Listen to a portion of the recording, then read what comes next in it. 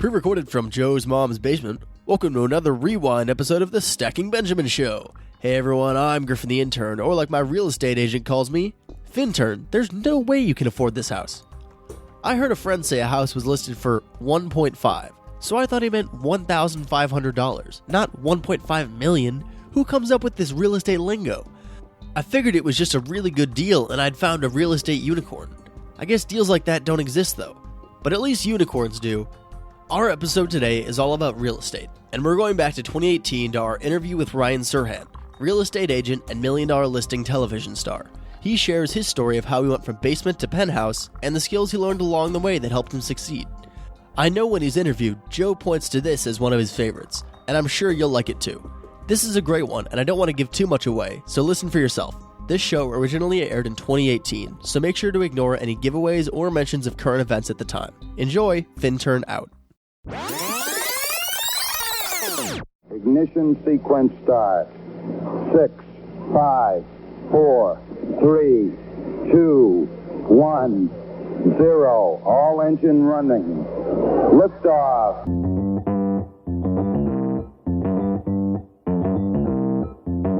Live from Joe's mom's basement, it's the Stacking Benjamin Show.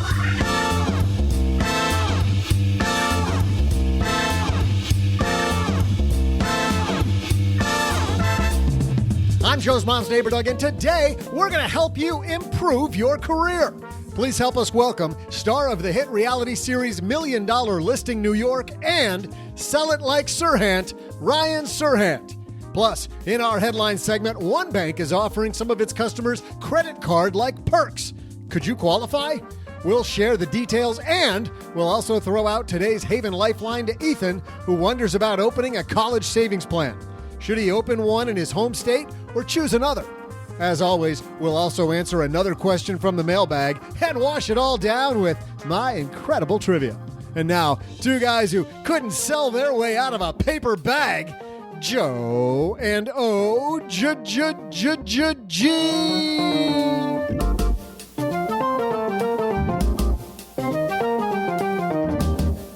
We sell directions. I don't ever get that joke. Do you? Like, Sell is it your just way. because a paper bag's pretty easy to rip out of? I have no idea. Yeah, but it's Okay. Doug, All so right. there you go.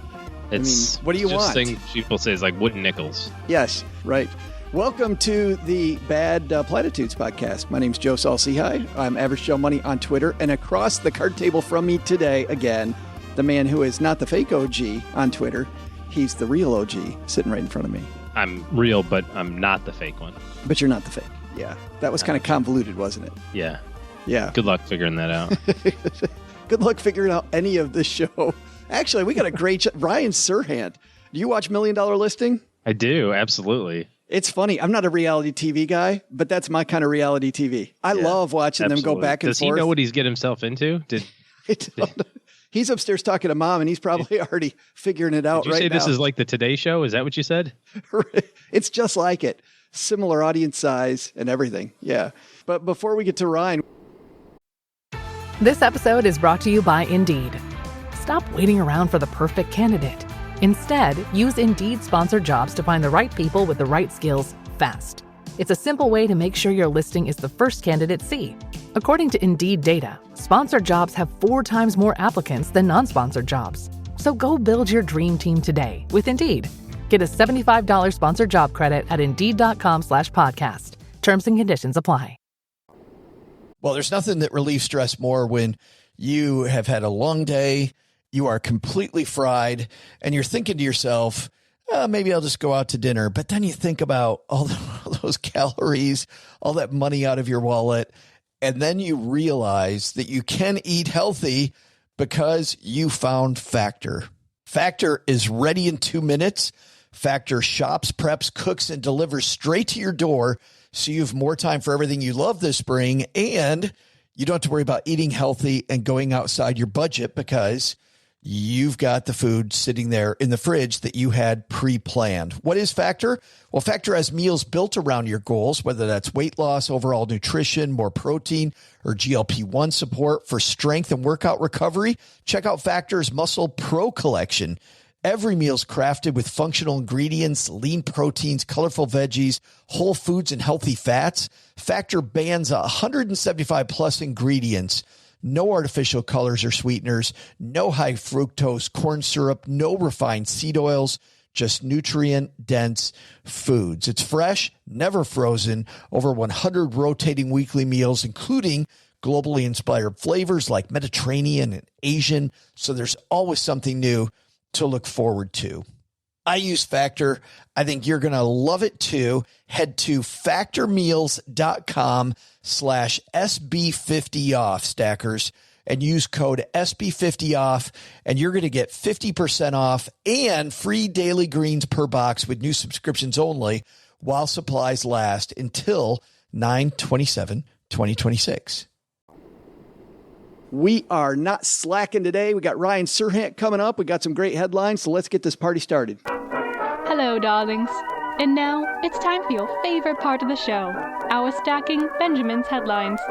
I'm fairly certain, OG, I think this every time that we do headlines, but today's headlines are awesome. Oh, okay. Yes. Good to know. That's my commentary before we start. And now I just set the bar really impossibly high. The bar is super high, and I should have said these headlines are, I don't know. First headline comes to us from USA Today. Adam Shell wrote this piece.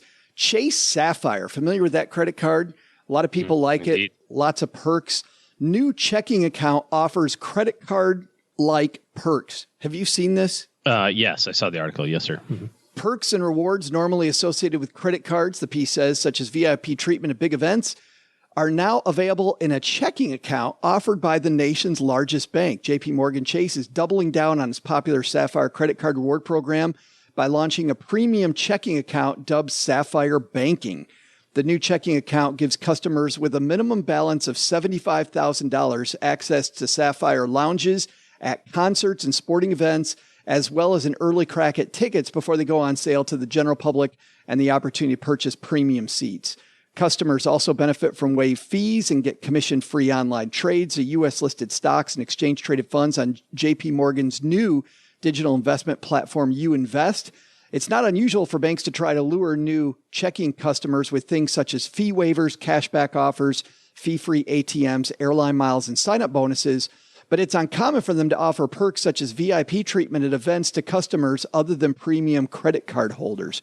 Quote, the new aspect is attaching non-banking perks to the relationship outside of credit cards, says Greg McBride, chief financial analyst at bankrate.com.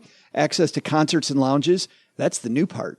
What do you think, man? Yeah, I'm going to sign up for this as soon as I get my checking account balance to 75. I'm That was at first I thought I got to spend some money to get it down there.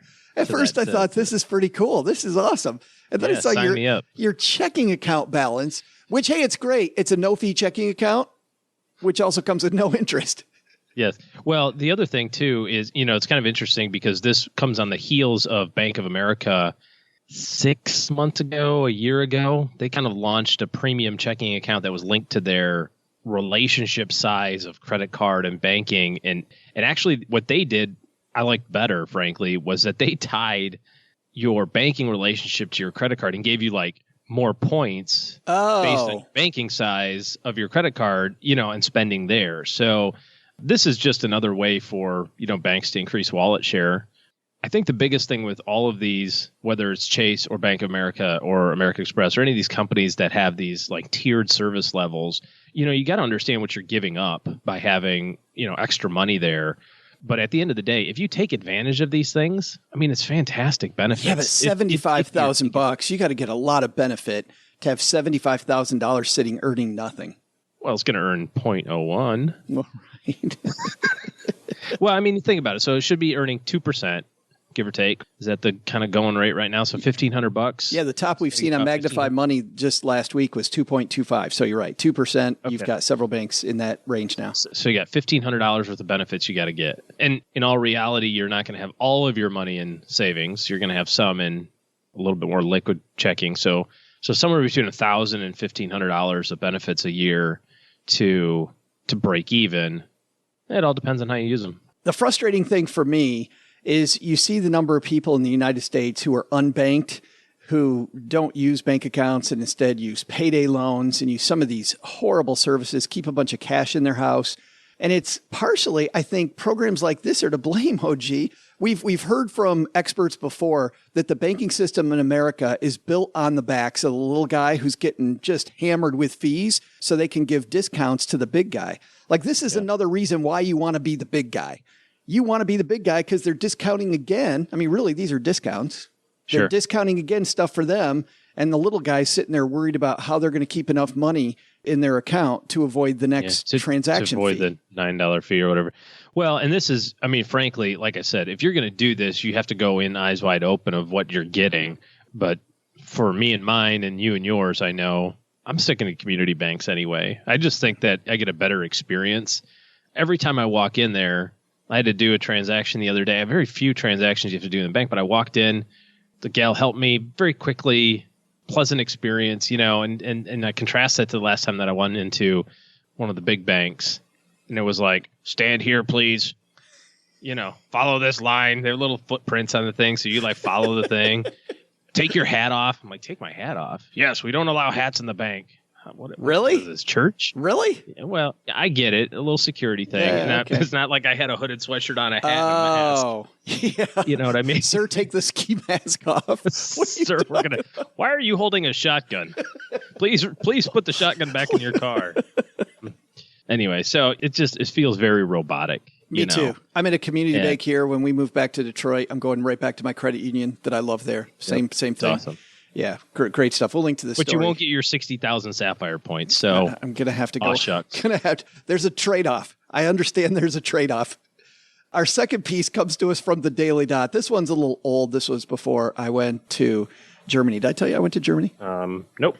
You said something about Bavaria, but I'm not sure. Yeah, wherever Bavaria is. This comes to us from the Daily Dot. A lot of people may have already seen this already, but this is such a great financial article. Bridezilla saga sends her fiance and friends fleeing. Did you see this?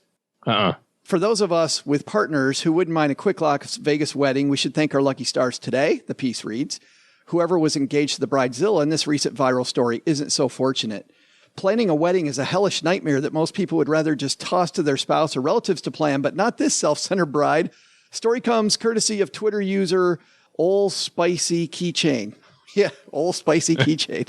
There you go. Who says they found the status in a wedding shaming group they're part of on Facebook. There's a Facebook group for everything. For the uninitiated, wedding shaming is basically a gathering of folks who love to rag on overly gaudy, elaborate, or otherwise totally bonkers weddings. Don't you have something better to do? You would think so, but of course, then people are wondering, teach his own. Don't we have something better to do than to even talk about this? But this is good stuff. Our tale begins innocently enough. There's a charming woman from modest means and a fairy tale journey of young love. Our heroine and her partner met each other working on her parents' farm, quickly bonding and falling in love as youths and becoming engaged at 18 with, as the poster points out, a ring worth nearly $5,000. They took their commitment all the way to community college and had their first child at the age of 20. Our two ill-fated lovebirds managed to save up $15,000 for their wedding, according to our author. As all wise and sane people do, though, the couple consulted a psychic for help choosing between two possible venues. Okay. For the first time, the story gets brilliant. Yeah. You got to do that. How else are you going to know which one to pick from? The psychic told them to go for the most expensive option in Aruba, totaling an estimated $60,000. The psychic was also a travel agent and owned shares in Marriott. Do you think they had to disclose that at the end of the psychic reading? They were not a fiduciary. Not a fiduciary psychic. Then they will not act in your best interest. Then the piece says you have to sign a form. Yeah. That you understand that this psychic may or may not recommend products and services where they also get paid. Then the piece says, strap in, folks. It's all downhill from here. Oh, yes, it is. Our author requested some cash gifts from attendees, which isn't all that unusual. It's certainly easier than hauling a crock pot out of Target. Unfortunately, our author also asked for a not-so-standard donation of $1,500 per guest. Naturally, only 8 guests RSVP'd with their checks, signaling the beginning of the end of the relationship. Okay, 8 guests said yes. Like they say, naturally, only 8. And I went, 8? Like 8 people fell for that? If you're in commission sales, people, if anybody's listening and you're in commission sales, Go to this website and find these people that buy this stuff. Because whatever you're selling, vacuum cleaners or encyclopedias, you have a built-in audience. Throwing away $1,500 for nothing? That's Deal. Sign me up. What's wrong with that, Martha? I can't not follow the logic in that. Can't miss the trip to Aruba. Yeah. Well, I was going to say that if you're in commission sales and you don't realize it's just a numbers game, like you need to read this piece. It is just a numbers game. Just find that those people are out there. Oh, okay. The exasperated fiance asked if it would be a bad idea to get a much cheaper wedding in Vegas, which our faulty bride-to-be just would not have. Unfortunately for her, this was the end of the engagement. Our tragic tale ends with some choice words for the bride-to-be's supposed bridesmaids and plenty of bewilderment that our starry-eyed princess turned into a 50-story bridezilla. Just absolutely amazing. I always thought it was funny getting invitations to weddings and other, kind of quasi-family events. And the expectation of drop everything and come to our party. I've had a number of family people who have been married on holidays, and it blows my mind why somebody would do that. And the rationale that I always heard was, oh, well, you're traveling anyway. Well, yeah, dude, that's my vacation. I don't want to spend my vacation at your wedding somewhere, in the middle of nowhere. That's the weekend I have off. It's Thanksgiving. Of course, I'm going to be traveling to see my family. You know what I mean?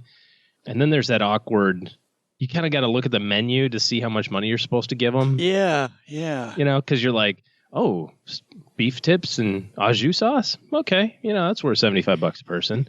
But then sometimes you're like, Subway sandwiches. Roger that. $10 a person, No, is that not how you sort out your gifts? I have never done it that way before. You don't wait till you get to the buffet to decide how much the wedding gift is? Like just paying them back for your share? That's horrible. Isn't that what you're supposed to do? Minus a little bit because they're friends and family. You figure friends and family get a discount? Minus 10% friends and family discount. Exactly. Well, and plus you gotta rebate the amount of like the physical gift. So if you got them a toaster, you take that off the cash portion too. Oh no, I don't. Yeah, we don't get people toasters. Oh, you don't do That's both. Bush League. No, we do. I just bring my checkbook and the card that I'm going to put in, and then, like I said, we just find our table. It depends on what kind of table you have. So there's like first tier, second tier, third tier, and so if you're in the back, I've got a number in mind, and it gets changed on each section of the seating arrangement, and then the food is obviously the deciding factor. And if my daughter decides to throw all her food on the floor, I'm not paying for that. She didn't eat any of it. No, that's right. That's even a discount right there. That's yeah.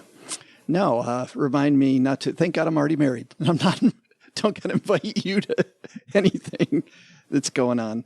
This is great. $1,500 to go to Aruba and then blowing up when people don't hand her money. Mm-hmm. And by the way, I would quote when I first parenting fail, by the way, when I first pulled this piece, I saw all the Twitter links and all the Twitter links are gone. So they've erased every single piece of this except the story that I have. But the original stuff that you read from this bride, she was amazing. She goes, listen, this was our dream. I can't believe that you guys can't pony up like $1,500 for somebody's dream. What's wrong with you? Like, what the hell is wrong with you?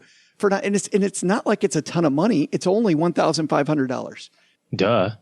Yeah, like I said, this is a parenting fail. Easy. Yeah. Lesson number 1, I guess, don't bring up your kids this way so that they become bridezilla. And lesson number 2 is those banking account features may or may not be worth the $75,000 you have to leave in cash to get your upgrade. Not even the free ticket to get the upgraded ticket to go to that Taylor Swift concert that OG's been trying to get to. Only front row tickets for me, though.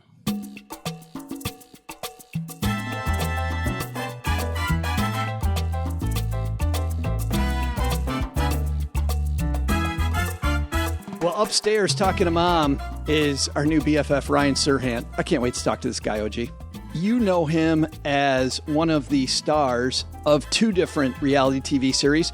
He has his new Selling Like Serhant series, but he's probably better known still for his role as himself on the popular reality TV show $1 Million Listing New York. But a lot of people don't know where Ryan came from. We're going to ask him a lot about that today. After graduating Hamilton College in 2006 with twin degrees in English literature and theater, of course, because all the cool people are English majors, Serhant headed to New York City to pursue an acting career before becoming a successful real estate broker. He currently lives in New York City with his wife, Amelia. If you watch the show, you also know who she is.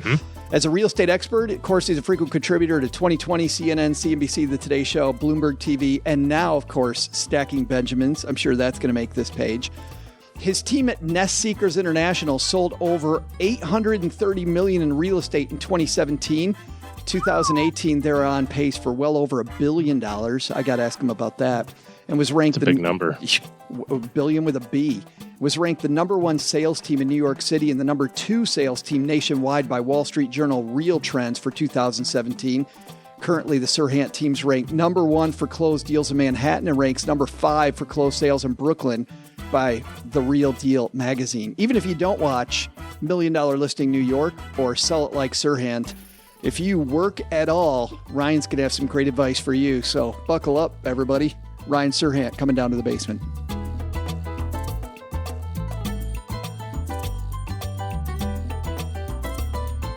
And walking down the stairs to the basement, it's Ryan Serhant. How are you, man?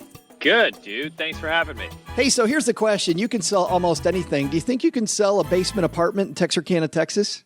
Absolutely. You know, I was born in Texas. Texas is in my blood. And basement apartments are the best. They're cool. Sometimes you don't even need air conditioning. They're a great place. I love it. I swear to God, you can put a spin on anything, man. That's the goal, right? How to turn a negative into a positive. Absolutely. Well, you seem like such a natural on Sell It Like Serhant and the $1 Million Listing shows. But really, reading the start of your book, it was kind of shocking to me, Ryan. That's anything but the truth about you. You really weren't a natural at all. No, actually, at the beginning of the book, you know, I really wanted to put out there that I was the anti-salesman. I was very, very shy, introverted, overweight, insecure little kid that just wanted to do theater because I sucked at sports. If you had put me into a room talking to strangers, I would have had a total panic attack and broken out in hives. Now I'm not that person anymore. So, you know, I wrote it for people to know that the person they are when they're 11, 12, 13, 14, 15 is not the same person that they have to be when they grow up, and that anything can change if you put your mind to it. And I never thought in 1,000 years I would be a real estate broker in New York City, of all places, selling $1 billion worth of real estate a year. I mean, that's obscene to me even now to say it. You write about going to New York initially to become an actor, is my understanding. Why the obsession with real estate? I mean, you said that, listen, I could have been working at TGI Fridays. I thought that was pretty funny. I could have been a waiter, could have done these things. I just had to get my real estate license so I could work whenever I wanted to. But you must, though, Ryan, have had some passion around real estate. Absolutely not. I wish I did. Maybe it would make my story better. But also at the same time, I like the idea that I had no interest in real estate. I didn't want to be a real estate broker when I moved to New York City. I didn't know anything about apartments. I didn't know the difference between a condo, a co-op, a townhouse. You know, I didn't know. I literally knew nothing about the process or the product. What I knew was I had run out of money. I lived in Koreatown. I had a tiny apartment. I shared a bathroom with a hallway full of people, and I didn't want to move home. And my back was up against a wall. So, like you just said, I could have worked at TGI Fridays. I could have been a bartender, waited tables. But I thought my passion was acting. But really, my passion was interacting with new people every day. And I just didn't know that at the time. And I learned that after I got into real estate, because that's really what I love doing.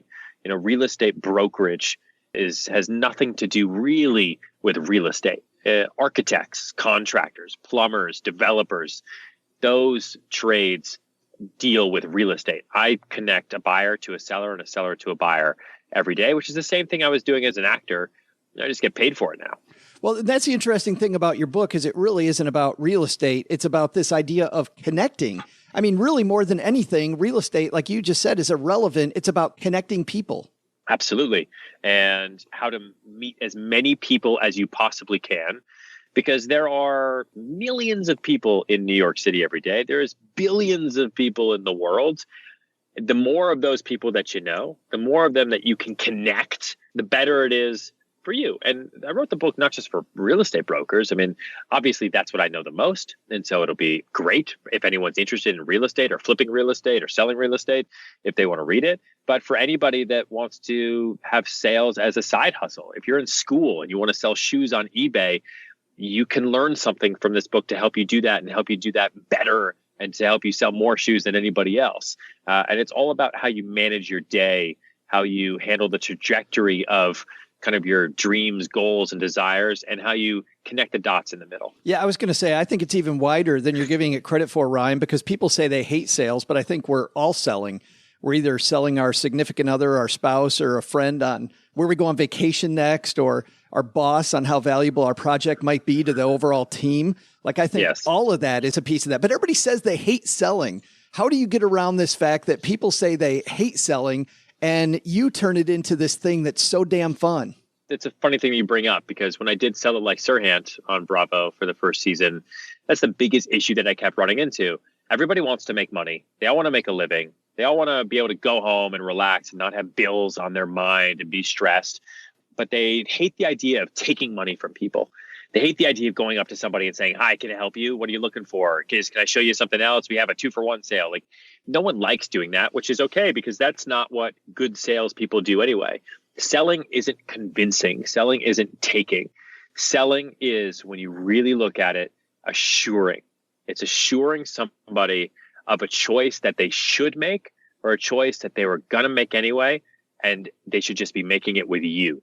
And once you realize that, the word assure isn't a scary word. It's not a negative word. You assure people of, eating the chocolate chip cookie versus the oatmeal cookie every day.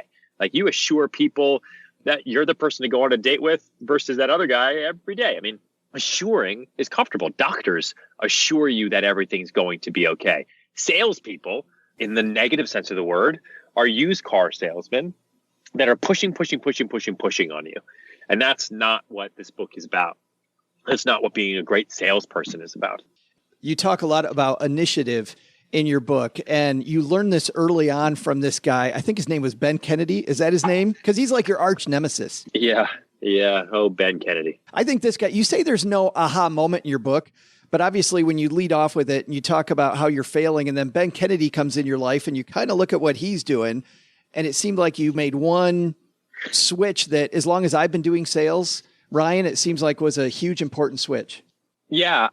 I say there was no aha moment because you don't know you're having an aha moment until you look back at it in retrospect. So I meet a lot of people who are waiting for that aha moment, and they either already had it or it just hasn't happened yet, but you can't wait for it because a watched pot never boils.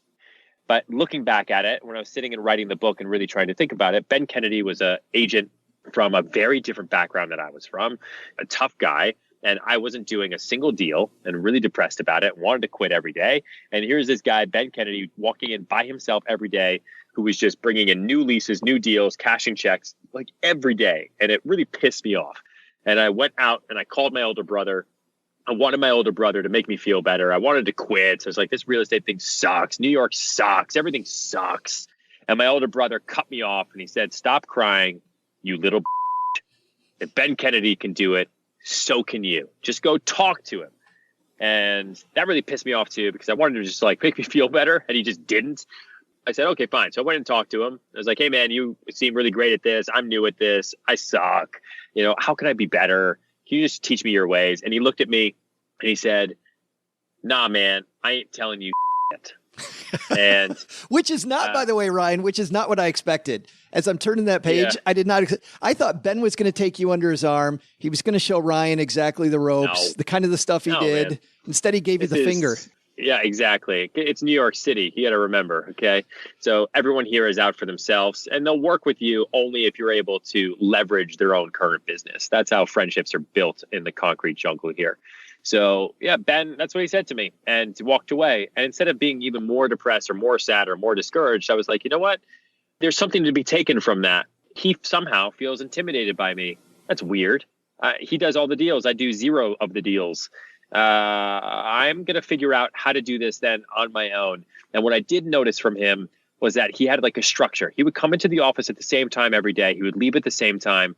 He would deposit his checks at around the same time. He would work on his computer for 2 hours in the morning and then come back in the afternoon. He had this structure, whereas I was kind of running around with like a chicken with his head cut off with no structure. And I felt that was kind of leading and feeding my negative attitude because I felt lost every day. And I realized that as a good salesperson, a salesperson is an entrepreneur.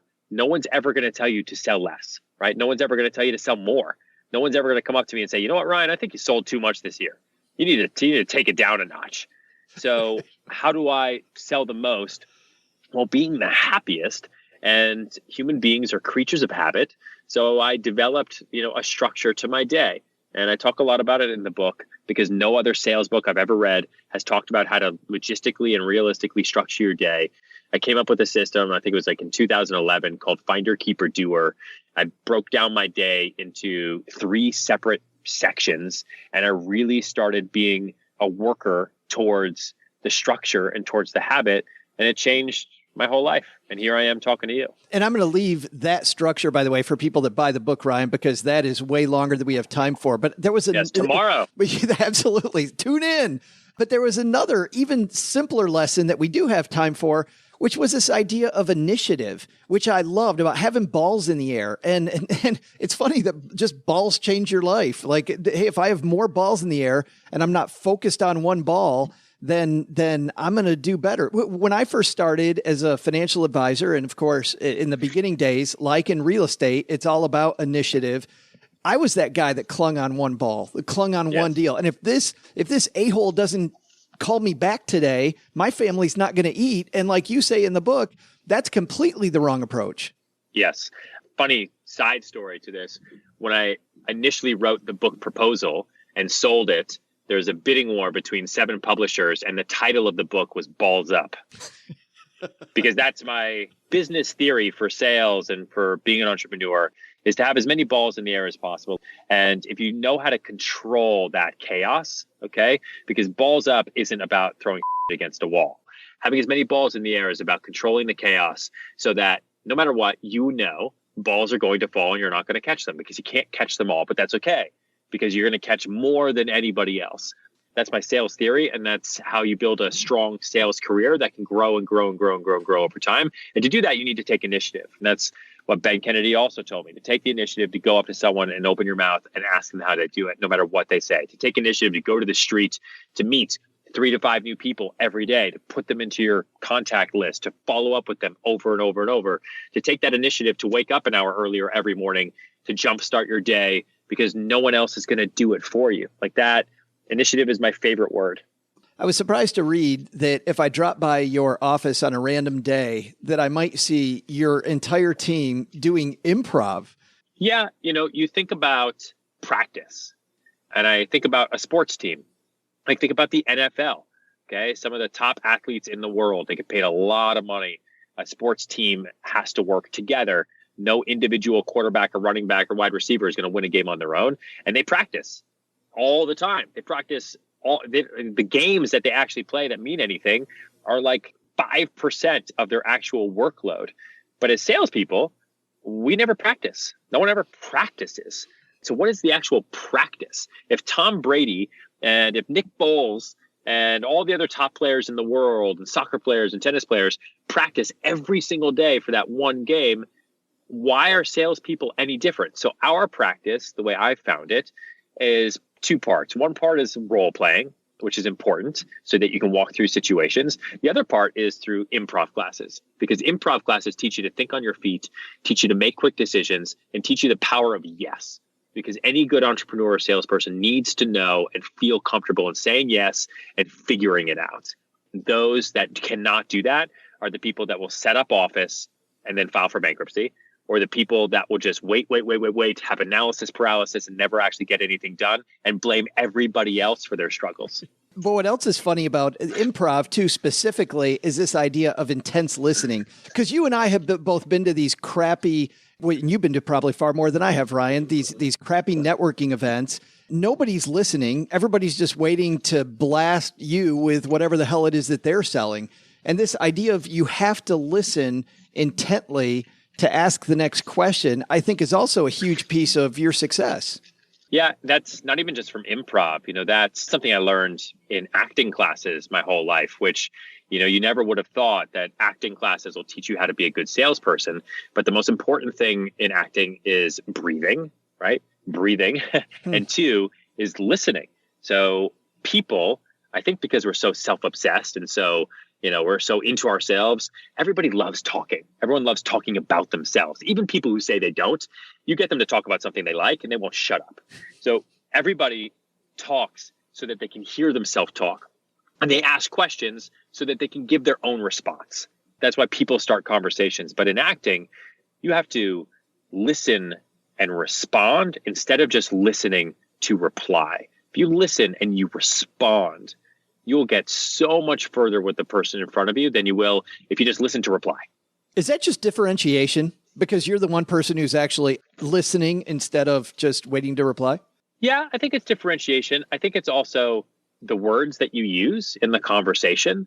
There are people who say, man, I had a really shitty day yesterday. I'm having a hard time making this decision. The person who's listening to reply is going to go right into, oh, okay, well, here's what we need to talk about. And here are the comparable sales. And this is why, we should go through it. The person who's listening to respond is going to say, wow, I understand what you're going through. What was yesterday like? You don't just reply with what you come into the conversation with. Keep that in your playbook for when it's appropriate, but respond to what was just said to you. Don't just reply with what you want to say. Respond with what was just said. Someone said they had a shitty day. Respond to that as if it was the only thing that was ever said in that moment. Which You'll also connect better. Well, which also makes selling more fun, Ryan, I think, because now you've built a connection. Instead of trying to shove your crap down their throat, now you're actually, there's communion with the person that you're talking to.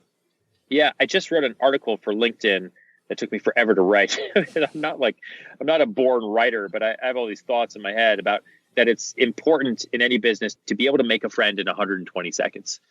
You have 2 minutes to make a friend with somebody, and that friend can then be a client/friend for life. And there are certain ways that you do that. There's certain questions that you ask. There's certain ways that you respond, that you connect to them. And think about your best friend.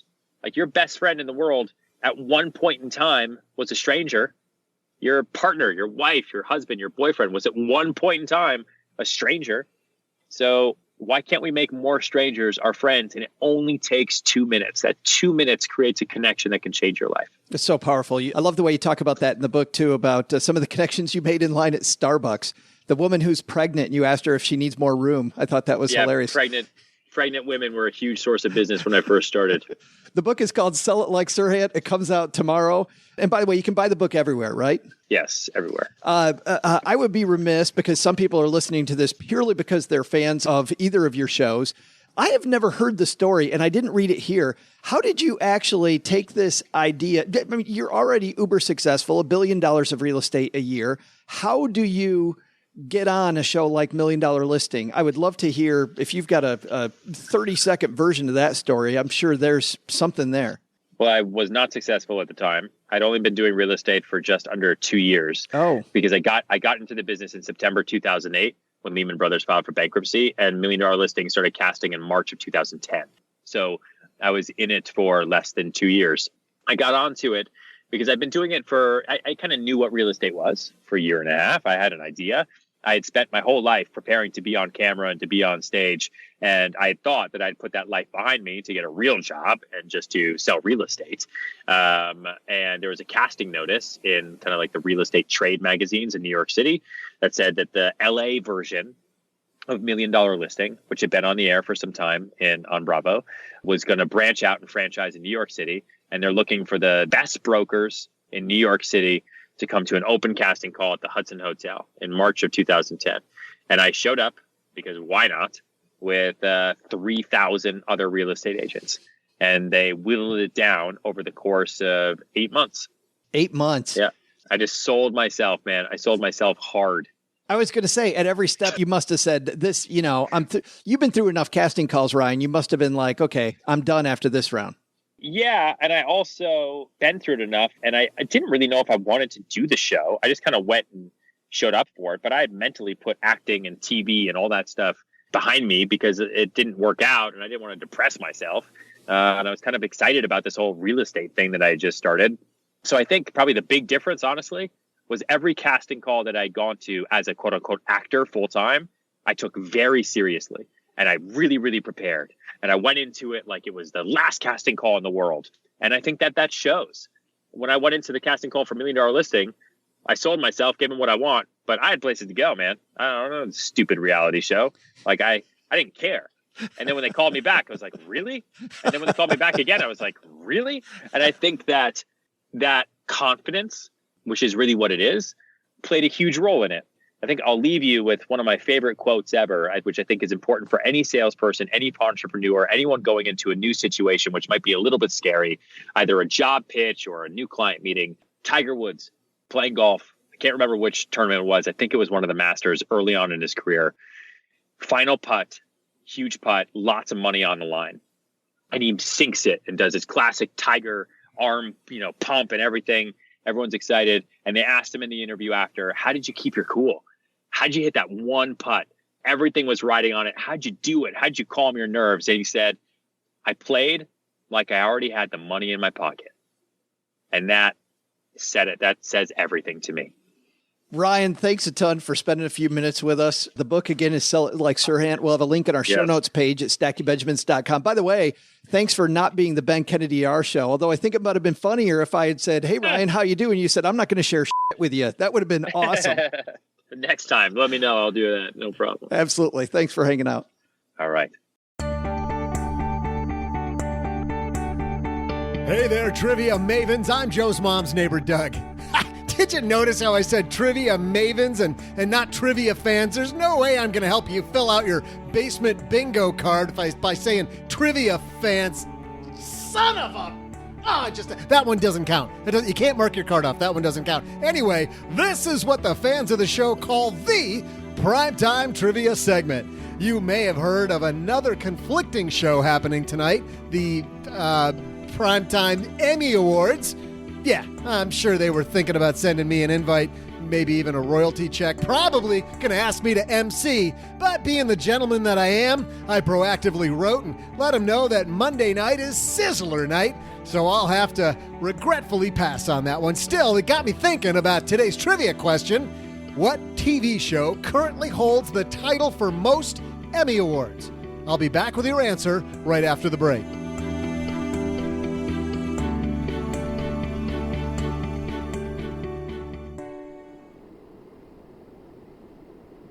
Well, running a small business, as you may know, like I do, it is super fun, but it can also be very tough. And when it's time to get a loan, it can feel impossible to find the lender that you actually trust. Big banks say no. The internet, well, that's full of sketchy offers with sky-high rates and fine print you can barely read. Whether you need help covering payroll, managing cash flow, or investing in growth, you deserve better. And that's why I recommend the small business marketplace Fundera, which is powered by NerdWallet. It's a free, easy-to-use platform. It lets you compare real financing offers from trusted lenders, and it's all in one place. And what I like is that you don't need perfect credit to get started. There's no spam. There's no bait and switch. Just personalized options that fit your business needs. Nothing I like better than a place that treats me the way that they would want to be treated. Using Fundera is a super way to quickly compare options and make your best funding move the way any great business owner would. Here's the best part, though. For a limited time, when you visit nerdwallet.com/SB and fill out the no obligation form, you're going to get VIP treatment and talk with a real person who knows all the ins and outs of small business lending. And you can tell them specifically what you're looking for. They can tell you specifically which options you should probably consider most. Don't risk your business on unreliable lenders. Go to nerdwallet.com/SB to learn more and find the funding you deserve.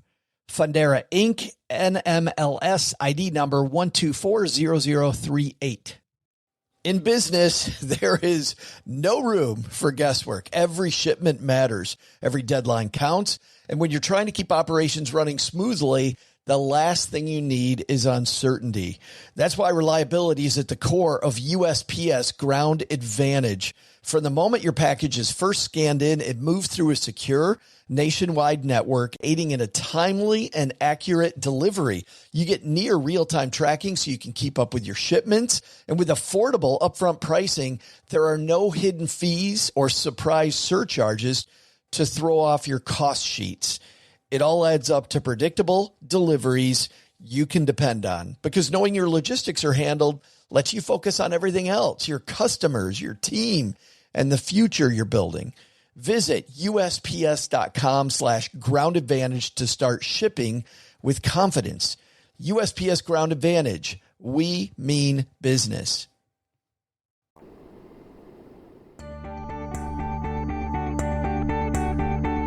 Welcome back, trivia aficionados. That time I did it right. I'm Joe's mom's neighbor, Doug. Quick question for you. Do you think they'll play the award show at the Sizzler tonight?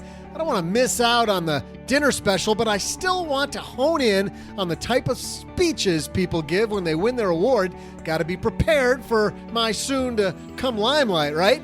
I'm nothing but prepared. But let's get to your trivia answer. Before the break, I asked you this question. Which TV show currently holds the title for most Emmy Awards? The answer?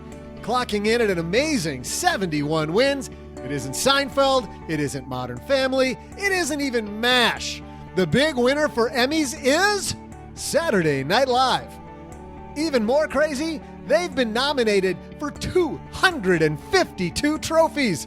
Let's do some mental math on that one. I got to subtract the 7, and I'm going to carry over the 5, and then use the square root of... Well, anyway, that's about 28% win rate. If and when I finally receive the recognition I deserve, I'll be at a 100% win rate.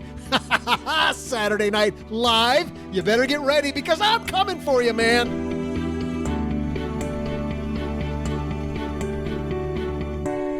Big thanks to Ryan for coming down to the basement. You know, I love this idea, OG, that when things aren't going your way in your career, pivot. Make it happen. He totally is a guy that makes it happen. And he believes that this idea that if you just have more balls in the air, just get more balls in the air so you're not focusing on one thing. Such a great idea, because when I see people fail in business, it's because they're just focused on that one deal. And if that deal doesn't happen, everything else blows up. Yeah, not great. Hey, let's throw out the Haven Lifeline, and we'll tackle some of life's most important questions. Our friends at Haven Life Insurance Agency put what you value most. Sapphire bonus points. And my checking account being at 75K. And you know how you in got that order. The way you got your checking account to 75K was by minimizing your wedding gifts. Yes. Yes. That and taking a whole bunch of cash advances from Bank of America credit card to put in Chase so I can get my bonus points. How could you lose with that strategy? 0%.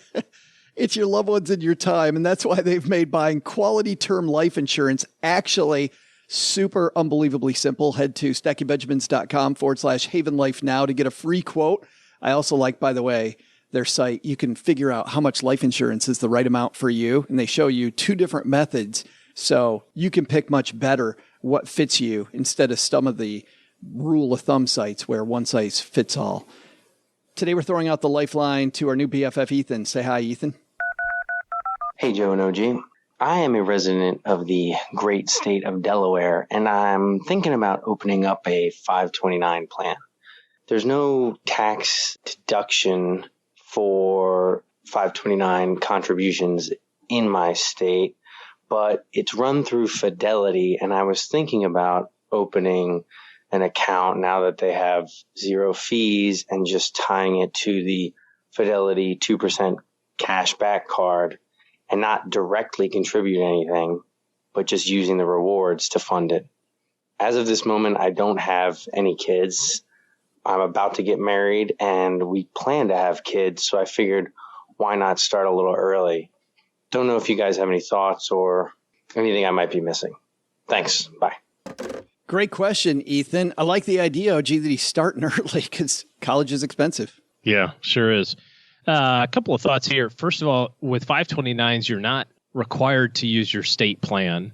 That rule went away years and years and years ago. And so as long as your state doesn't offer a tax deduction for using their state plan, there's really no advantage to using yours unless it's the best. Tons of resources there. The one that I like to use is savingforcollege.com, and it rates kind of all the plans, and you can kind of sort through them that way. I do like the idea of using the 2% rewards to fund the 529. I'm not sure tactically how that works. I don't have a Fidelity account, so I'm not sure how the credit card reward system feeds into the 529. But if you can do that, that's great. Another service for that is UPromise. I don't know if you ever used UPromise, Joe, but that was kind of the first one of those way back when, where you got points for you buying stuff and that sort of thing. And it actually added up for us to probably about $400 or $500. Yeah, we my used family. UPromise as one of our accounts, and then we used another plan. So just to diversify our plans, because we had two going at the same time, we used two different states, but UPromise was one of them. The cool thing about UPromise, they have their own credit card. You don't have to sign up for theirs. You can just sign up your debit card if you're somebody that doesn't use credit cards, and you will still get the UPromise points. And you get the points. Yeah, and now UPromise has expanded that to not just be a college fund. Paula uses it for other types of rewards. So UPromise, it's the letter U, Promise. We have no affiliation with UPromise, by the way, but I use them and you use them. Yeah. So. Yep. As it relates to Fidelity's zero fee options for their few index funds there that they launched, I'm not entirely sure whether or not that's going to be offered in the 529 plan. 529s are kind of a weird, funky creation of, they're actually state municipality products. And it's not as clean and simple as it's an ETF. I mean, it looks like it on paper, but because there's so many people with their fingers in the pie, namely state government, that I would find it pretty amazing if they zero costed those. You can find them really low cost, but my guess is that Fidelity is not going to offer the zero fee ones without some sort of back end, charge or something like that. No, but when we had Fidelity on the show, just after their announcement, they did announce that they lowered the fees on their 529 products. Yeah, that's common. So just kind of read the fine print with that. This is a great way, kind of the big picture here, Ethan, that you're talking about. Use something that you're already doing. You're already putting money on your charge card. Hopefully you're paying it off every month. You might as well get a 2% one. You might as well use that 2% if it's Fidelity to put into your brokerage account or to your 529 or whatever. Just stack those benefits on top of one another, whether it's a 529 or a brokerage account or anything else. This is the way to do those things, those reward programs in general. Back to kind of what we were talking about with the Chase deal. If you're going to do it anyway and you can get something out of it, make sure it's something that you're going to use. If you're never going to fly United, it doesn't make any sense to have 1 million United miles, just because a credit card is going to offer them to you. But this is an example of something that Ethan's got planned to use for a specific purpose, and I love it. What's your thought, though, about a 529 plan before he has a kid? There's part of me that thinks that maybe he should put that money just in a brokerage account so it's more flexible, and then when the baby's born, then move it over toward a 529 plan. Yeah, could be. I don't mind having the money in the 529 early. Again, it kind of depends on some of these other financial goals like retirement and cash reserve and debt payoff and that sort of thing, and integration with your future spouse's plans. But assuming that you've checked all those boxes already, you're saving in your retirement plans and your Roths, and your bride-to-be is doing the same thing, and, that sort of thing. This is a fine place for it. If it's your first dollar saved, I don't know that I would put it in college. I would have that be for something else.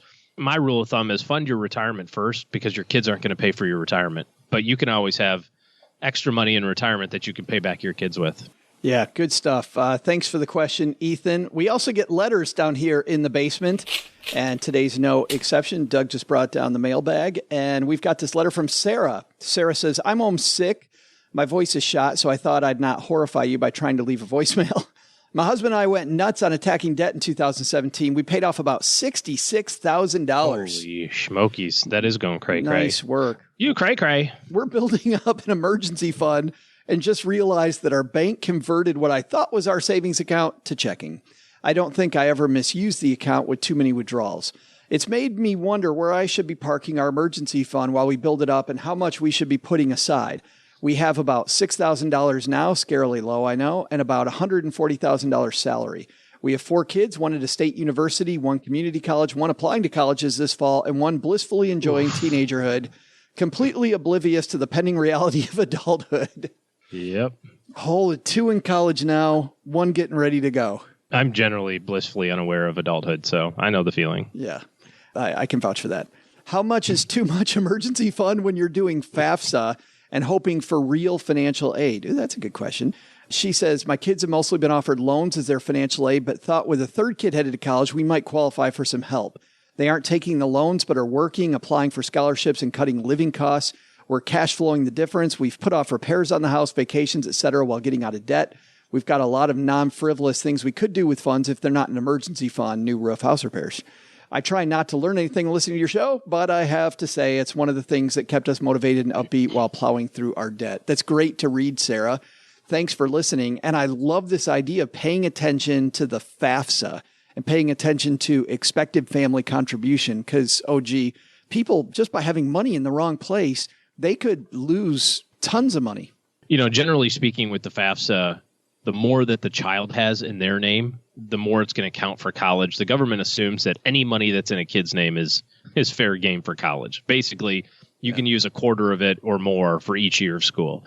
For mom and dad, if they have money, it's considerably less, maybe 10 or 15% is what they assume can be used. But I don't think that you let that tail wag the dog, so to speak, because when it comes to financial planning, when it comes to your own personal safety and security, we don't want to risk it against the hope or potential of getting a few dollars extra on some Pell Grants or something like that. Well, and the good news is, Sarah, $6,000 in your savings account isn't going to be enough money to trigger the FAFSA anyway. They give you a certain amount of money and it changes every year. But they give you a certain amount of money they realize that you have to have an emergency fund. And $6,000 is less than that. So I'm not going to worry about making sure that that's not considered or is considered in your expected family contribution. The thing I think about the expected family contribution, though, I'm wondering about those loans because here's where I might disagree with OG. If they're being offered subsidized student loans right now, that means they're qualifying for need-based aid, but not enough to get the Pell Grant or to get not enough to get it free. Yes. But that 3rd kid in college, Sarah, to your point, boom, John, take another drink. Another shot. Yeah, for those of you new to the show, John's playing a game at home. and he's hammered by 30-minute mark. But with that 3rd child in college, there is a piece of the expected family contribution that revolves around how many kids you have in school at one time and how much you're paying out. So if those are unsubsidized loans, like OG said, I don't know that I let the tail wag the dog. If those are subsidized loans right now, I might make sure you're very careful about how that expected family contribution works because things might be a change in next year. So would you take, because she's cash flow in college right now, would you take the subsidized loan to forego writing checks to build the cash reserve? It's 0 interest for the next 4 years and then say, hey, in 4 years from now, I'll just write the check? Well, Give yourself a little cushion, or is that too risky? This is a family by family issue because here's what this comes down to. And it's exactly what you just told Ethan. My feeling is, and your feeling is, which might not be Sarah's feeling or her husband's feeling, you should focus on your own retirement. And my gut says, if you're dealing with $66,000, if you paid off $66,000 in credit card debt and you still have more to go, that your retirement might not be what it should be. I would take the subsidized loans, tell the kids congratulations. Welcome to adulthood. Yes, you have some loans. I'm sorry, the average person out of college has student loans. So if they have some student loans, then they have some student loans. But which would they rather have? A few student loans, or would they rather have mom and dad living with them in the spare bedroom because they have no retirement funds? Yeah, this is probably a more complicated discussion than we'll get the correct answer to today. I do like the idea of focusing on the order of operation to get everything back on track. Too many of us, and I hear it when I talk to people on the phone every day, there's this very linear process of financial planning, and there's some different divergences along the way, but they kind of work the same way. And a lot of times people look at it and go, okay, I understand that I got to do steps 1, 2, 3, 4, 5, and 6, but I really like steps 7, 8, 9, and 10 also. Those are the ones where my $2 million investment account's paying me $100,000 in dividends. You got $75,000 in your checking account? I got 75 grand and Chase is throwing sapphire points at me. Like, those are the fun things.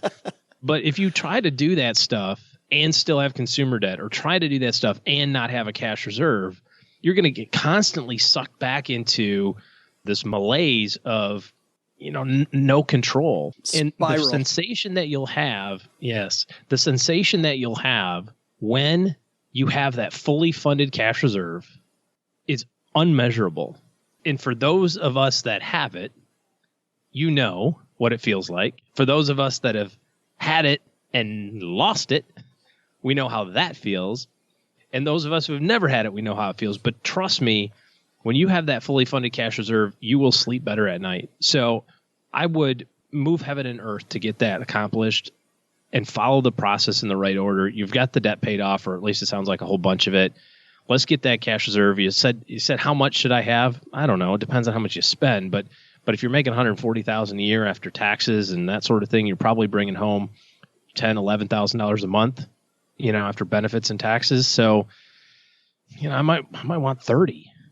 So if you're at 6, you might have a year to get to that 30. You might have to take 2018. 2017 was the year of paying off the debt. It might be 2018 and 19 is the year of funding the cash reserve. Getting reserves to the point that and you then want go them. back to how do we fund retirement, juxtapose sending the kids to college and that sort of thing. I hate student loans. They are terrible, and it sucks to have them. But to your point, Joe, boom. What would you rather have? Do you want your kids to have? I mean, I've had that discussion with clients. I'm sure you have. I distinctly remember a client walking in at age 70 and going, "Hey, I want to retire in 5 years." He owned his own business. And I said, "Are you going to sell a business for anything?" He said, "Well, no, it's just me. There's nothing to sell it for." And I said, "What's the plan?" His name was Ed. And I said, "What's the plan, Ed?" And he says, "Well, I don't know. I just, I could figure I'd save like 20 or 30 grand a year." He had no money saved. He was 70, but he paid for his 4 kids to go to college, and they all had master's degrees in cash. He paid for it. And when it hit him that he screwed that up, and he looked at me and he says, "Did I screw myself by paying cash for my kids' college?" I went, "I don't know. Are they super rich and can send you the money back? Because that's what you're going to need." So I would much rather have too much in retirement and then call my kids and say, "Hey, sport, mom and dad weren't able to make it happen when you were in college, but just met with our financial planner and we've got enough. So I'm going to cut you a check to pay off your student loans now." Yeah. I would rather do that at 65 and it just sucks for the next 10 years than get to 65 and go, "Hey, son, mom and dad paid for your college. Also, we're out of money. So I like that idea because it's easier for you to help others when you're already on stable footing. Absolutely. Yeah. Thanks for the question, Sarah. If you've got a question for us, head to stackingbenjamins.com. And at the top of the page, you will see the questions for the show link. Click that link and it'll tell you all the ways that you can interface with us. That's going to do it for today. Y'all come back and see us now. You hear? You hear? Coming up on Wednesday's show, we got our good friend Doug Goldstein, my co-host from the Money Tree Investing podcast, joining us to talk estate planning, which is always a fun topic, either getting inheritances or giving inheritances. We'll talk about those things on Wednesday. Lastly, if you're somebody looking for good financial help in your corner, OG's financial planning firm is taking new clients. Head to stackingbenjamins.com/letter O, letter G, that's /OG. And that will get you on the calendar, and you could talk to them more about making your financial situation better. All right, that's going to do it for today. Doug, what should we have learned today, man? So, what should you have learned today? First, is your career not going the way you want? Maybe you need, as Ryan Serhant said today, more balls in the air. By focusing less on that one big deal and more on massive activity, you'll find opportunities come walking towards you much more often. Second, thinking about adding the reward point game to your checking account? Maybe you should check out what strings are attached before jumping in the deep end of that pool. But the big lesson? Don't invite Joe's mom to watch the Emmys with you at the Sizzler. Not only is she going, it turns out that because I invited her, I'm driving and I'm buying. Time to Go clean out the El Camino. Jeez. Special thanks to Joe's mom for explaining to me how the Emmy nomination process works. Looks like I'll be sticking to my own award show for a while. Big thanks to my best friend, Ryan Serhant, for stopping by. I'm sure he's going to have me on either $1 Million Listing or Sell It Like Serhant real soon. But until then, if you want to sell like both Ryan and me, pick up his book, Sell It Like Serhant, wherever books are sold. This show was created by Joe Saul-Sehy, produced by Richie Rutter-Reese, and engineered by the amazing Steve Stewart. Online, visit us on Twitter at @SBenjaminsCast or on our Facebook page. I'm Joe's mom's neighbor, Doug, and if you could only know what it really smells like down here. SB Podcasts may receive payment on the show from sponsors and guests in the form of books, giveaway items, discounts, or other remuneration. There's no way you would take advice from these dorks, but like Joe's mom always says, don't take advice from people you don't know. This show is for entertainment purposes only, and before making any financial moves, consult with a real financial advisor.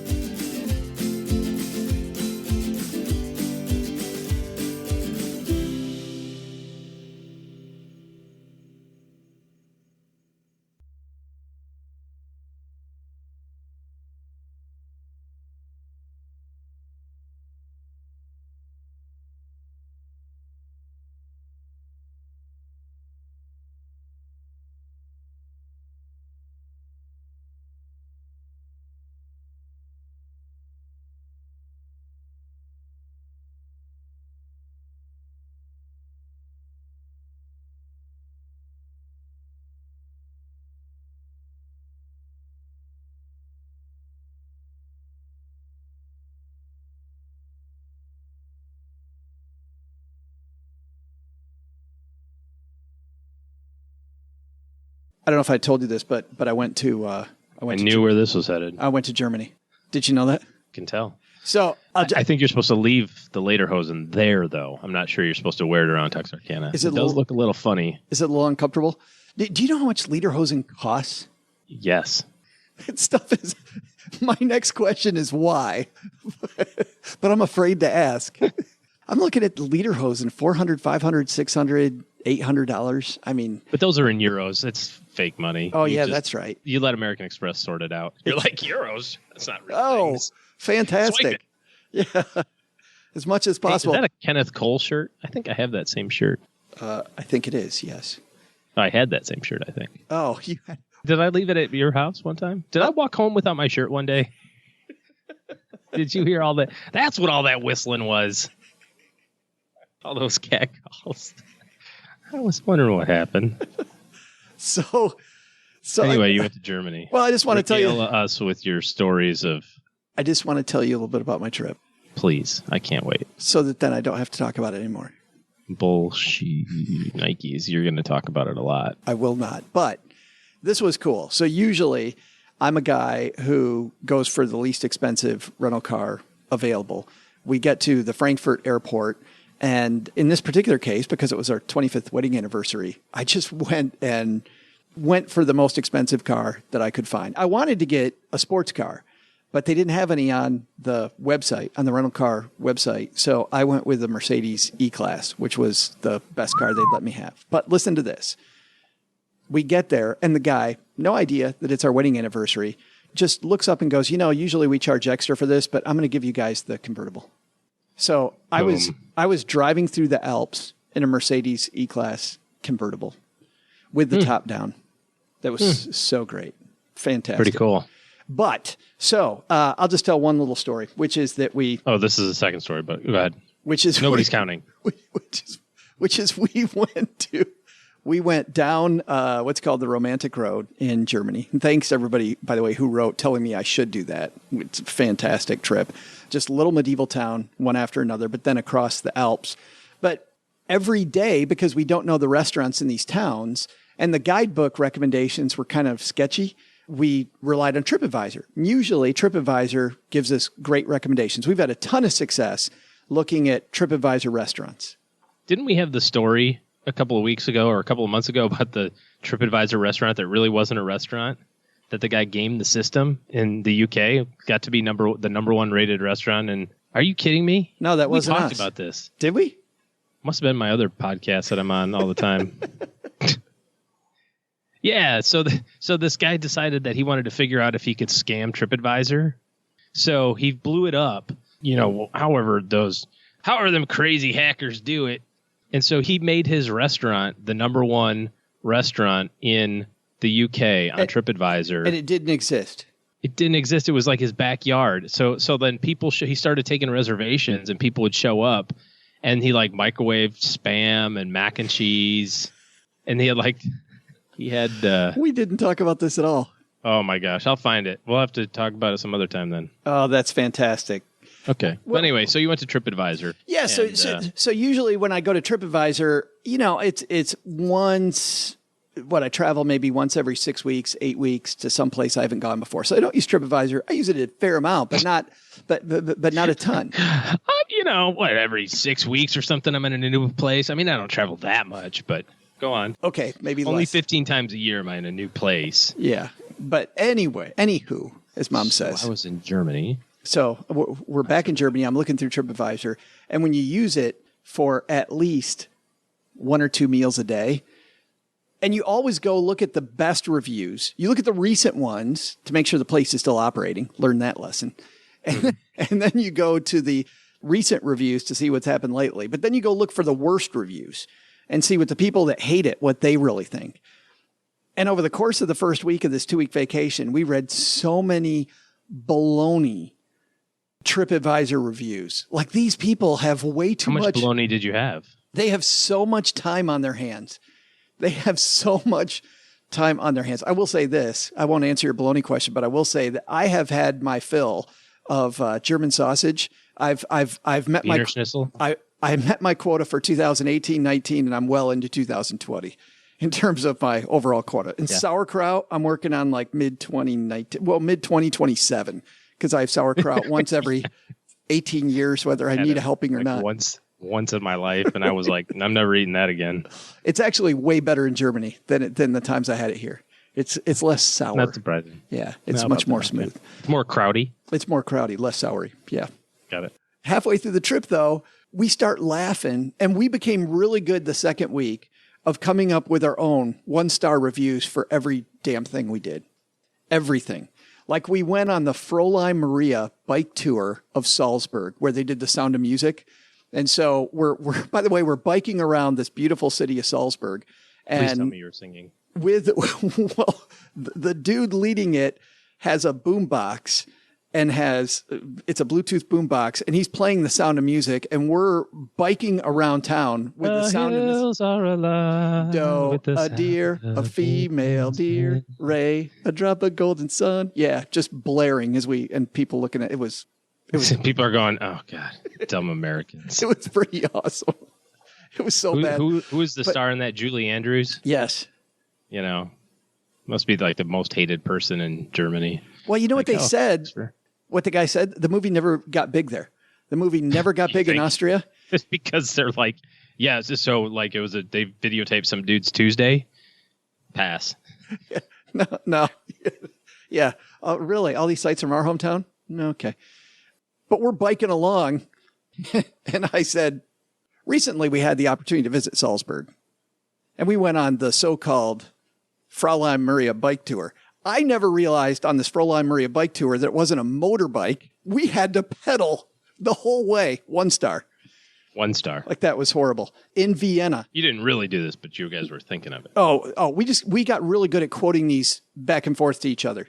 When we're in Vienna, recently on a trip to Vienna, Austria, the wife and I, by the way, that's my favorite, like, the wife. So he says the wife. And I'm like, oh my, this is just somebody from 1971.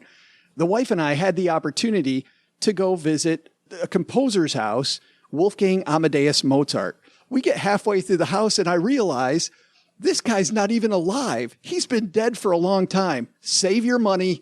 Don't go, because he's not really there. 1 star. We visited King Ludwig's castles and King Ludwig, they stopped this work on Neuschwanstein, this big, beautiful castle that's built on a rock up in the mountain. It's gorgeous, but they only got a portion of the castle finished before the dude was murdered. And when he was murdered, they immediately stopped work on the castle. We're halfway through that tour. 1 star. Turns out dude didn't even finish the place. You'd think when I'm paying full price for this thing, they would have a finished castle for us to visit. I walked around and realized that this is only a half-finished piece of dirt. Now I understand why the fee's so high, because they're using my money to finish it. So buyer beware. This is just a big tourist trap. Stay away. 1 star. 1 star. But you see, I was talking to Paula Pant about this from Afford Anything. And she was telling me that on TripAdvisor, there's people who review Taco Bell. Like who reviews Taco Bell? Recently on a trip to Texarkana, Texas, I happened upon this little Mexican establishment called Taco Bell. Lovely place. I met the manager, Stan, who had some of the best tattoos I've ever seen. Seriously, if you're and nearly all of his teeth. If you're driving through Texarkana, stop and say hi to Stan and have him show you his right forearm. But while my wife ordered the Gordito, which was delightful, I went for the number one. I paired it. She paired it with a side of Cinetwists and a Diet Pepsi, which I'd highly recommend. I went with the number one in a Diet Coke. Imagine my surprise when, as I'm furling the bag, I see that not only is there a Burrito Supreme, but there also is a hard shell taco. And on top of the nearly realistic meat, they spread evenly both tomatoes and lettuce. And because I got it with the cheese, they had just perfectly shredded cheese across the top of my taco. One warning, though, I told Stan to tell the chef, whoever makes that salsa packet, it could be heartier. 5 stars. 5 stars.